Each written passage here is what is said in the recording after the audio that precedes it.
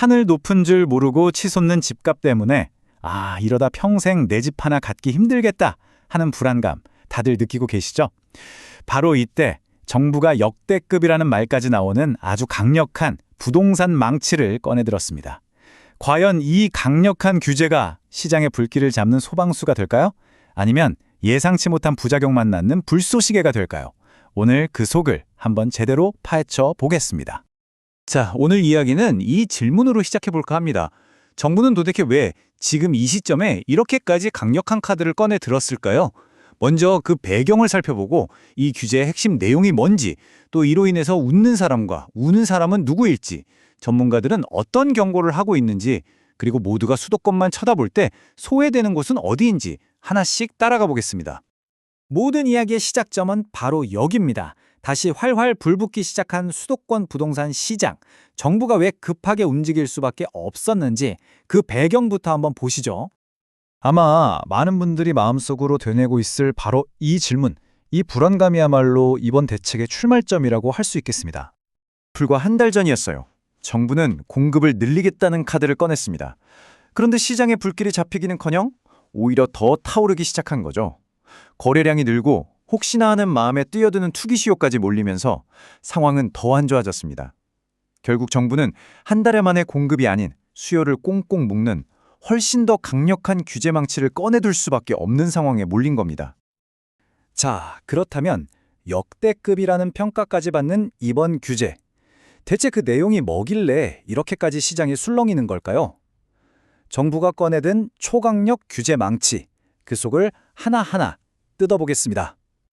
이번 대책의 가장 큰 특징을 한마디로 요약하면 바로 이 삼중 규제입니다. 그러니까 하나의 지역에 세 가지의 강력한 규제를 동시에 한꺼번에 적용해서 빠져나갈 구멍을 아예 원천봉쇄하겠다, 이런 의도라고 보시면 됩니다. 서울의 25개 구 전체와 경기도의 핵심 지역들이 이 삼중 규제망 안에 들어왔습니다. 세금과 대출을 조이는 조정 대상 지역, 재건축이나 분양권 거래를 까다롭게 하는 투기과열지구, 그리고 심지어 아예 거래 자체에 허가를 받게 하는 토지거래 허가구역까지 말 그대로 겹겹이 삼중 잠금 장치를 채워버린 거죠. 이번 대책의 핵폭탄이라고 불리는 게 바로 이 토지거래 허가구역입니다. 이제 집을 사는데 정부의 허락이 필요해진 시대가 온 겁니다. 게다가 그냥 허가만 받는 게 아니라 2년 동안 반드시 직접 살아야 한다는 의무까지 붙었어요. 이게 뭘 의미하냐면 전세를 끼고 집을 사는 이른바 갭투자의 길을 사실상 원천적으로 막아버렸다는 뜻입니다. 이번엔 돈줄을 쬐는 금융 규제를 볼까요? 집값의 70%까지 가능했던 대출, 우리가 흔히 LTV라고 부르죠. 이게 40%로 거의 반토막이 났습니다. 이게 무슨 말이냐면요. 아주 간단하게 10억짜리 집을 산다고 했을 때 예전엔 7억까지 대출이 나왔다면 이제는 4억밖에 안 나온다는 뜻이죠. 현금이 아주 많은 사람이 아니면 집 사기가 훨씬 더 어려워진 겁니다. 여기서 끝이 아닙니다. 단순히 대출 비율만 줄이는 게 아니라요.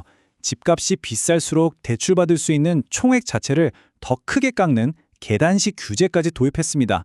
특히 25억이 넘는 초고가 주택은 대출 한도가 꼴랑 2억 원으로 묶여버렸어요. 고가주택 시장의 투기 수요를 아주 정밀하게 타격하겠다는 의도가 명확하게 보이죠. 자, 그래서 핵심은 바로 이겁니다.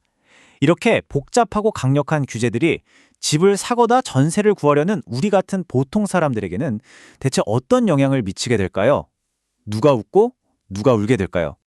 먼저 정부의 공식 입장을 들어보시죠. 이번 조치는 어디까지나 고가주택의 투기를 막기 위한 핀셋 규제라는 겁니다. 그래서 15억 원 이하의 주택을 구매하는 대다수 서민과 중산층에게는 피해가 가지 않도록 세심하게 설계했다, 이런 설명입니다. 하지만 야당의 시각은 완전히 180도 다릅니다. 이건 주택 완전 박탈 대책이라는 아주 강한 표현까지 썼는데요. 대출이 막히면서 오히려 현금 부자들만 집을 살 수 있는 세상이 되고 돈 없는 청년이나 신혼부부 같은 서민들은 내 집 마련은커녕 전셋집 구하기도 힘들어지는 전세난민만 양산할 거라고 강하게 비판하고 있습니다. 자, 이렇게 정치권의 의견은 팽팽하게 맞서고 있는데요. 그럼 이 논쟁을 넘어서 시장 전문가들은 앞으로 어떤 일이 벌어질 거라고 보고 있을까요? 한 전문가는 여기서 더 깊은 의도를 읽어냅니다.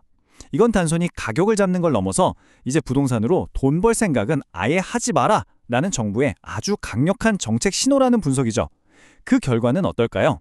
집을 팔려는 사람은 가격을 내리기 싫고 사려는 사람은 대출이 안 나와서 못 사고 결국 서로 눈치만 보다가 아예 거래가 뚝 끊겨버리는 가격 블랙아웃 상태에 빠질 수 있다는 무서운 경고입니다.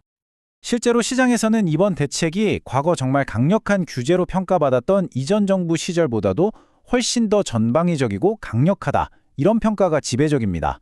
그만큼 시장에 미칠 충격이 어마어마할 수 있다는 뜻이겠죠. 그런데 말이죠. 모두의 시선이 이렇게 뜨거운 서울에만 쏠려 있는 동안 대한민국 다른 한쪽에서는 전혀 다른 위기가, 전혀 다른 한숨이 깊어지고 있습니다. 정부의 모든 대책은 철저하게 수도권 과열이라는 단 하나의 목표에만 맞춰져 있습니다. 하지만 수도권에 집중된 이 강력한 규제가 이미 찬바람이 쌩쌩 불고 있는 다른 지역에는 과연 어떤 영향을 미치게 될까요? 그 결과는 이지표 하나에 명확하게 드러납니다.